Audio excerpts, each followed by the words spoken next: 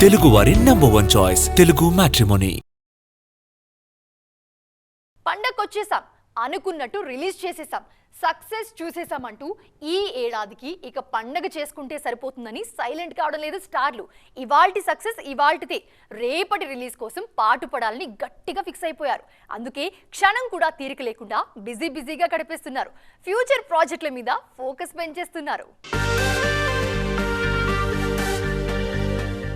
All time regional industry hit అంటూ 15 రోజుల్లో వచ్చిన కలెక్షన్ల పోస్టర్ని ఆనందంగా పంచుకుంది మనశంకర వరప్రసాద్ గారి టీం.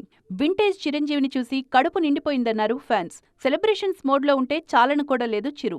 ఓవైపు విశ్వంభర పోస్ట్ ప్రొడక్షన్ మీద కాన్సంట్రేట్ చేస్తున్నారు, మరోవైపు బాబీ సినిమాతో బిజీ అవుతున్నారు. ఇటు వెంకటేష్ కూడా త్రివిక్రమ్ సినిమా మీద ఫోకస్ పెంచేశారు.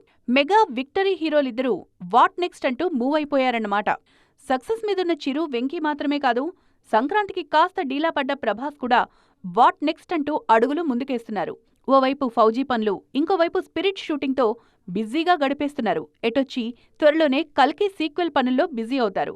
ఈ ఏడాది ది రాజాసాబ్తో డీలా పడ్డ ఫ్యాన్స్ కి ఫీస్ట్ ఇవ్వాల్సిన బాధ్యత మాత్రం ఫౌజీది అని స్ట్రాంగ్ గా అనుకుంటున్నారట డార్లింగ్.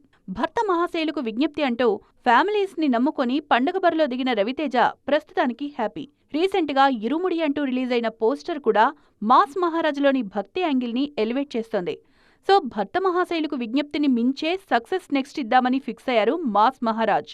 నారీ నారీ నడుమ మురారీతో పండగ బరిలోకి దిగేశారు శర్వానంద్. ఆయన చేస్తున్న లేటెస్ట్ సినిమా బైకర్.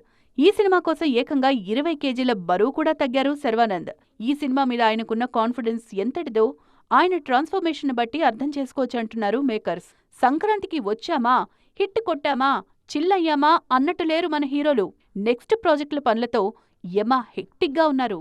తెలుగువారి #1 చాయిస్ తెలుగు మ్యాట్రిమోనీ.